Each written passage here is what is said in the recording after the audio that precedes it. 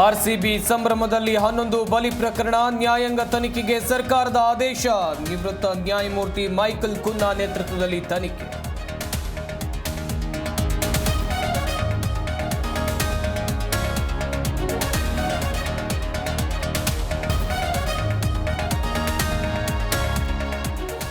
ದುರಂತ ಸಂಬಂಧ ಪೊಲೀಸ್ ಅಧಿಕಾರಿಗಳ ತಲೆದಂಡ. ನಗರ ಪೊಲೀಸ್ ಕಮಿಷನರ್ ಅಮಾನತು. ಪ್ರಕರಣ ಸಿಐಡಿಗೆ ವಹಿಸಿ ಆದೇಶ.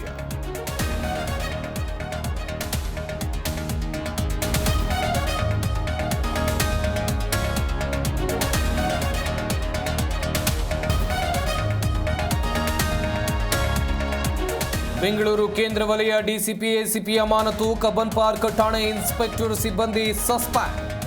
ಆರ್ಸಿಬಿ ಡಿಎನ್ಎ ಹಾಗೆಯೇ ಕೆಎಸ್ಸಿಎ ಪ್ರತಿನಿಧಿ ಅರೆಸ್ಟ್.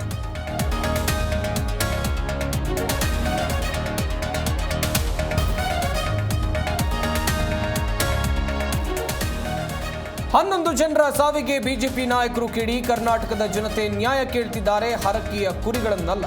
ಸಿಎಂ ಸಿದ್ದರಾಮಯ್ಯ ವಿರುದ್ಧ ಆರ್ ಅಶೋಕ್ ಕಿಡಿ.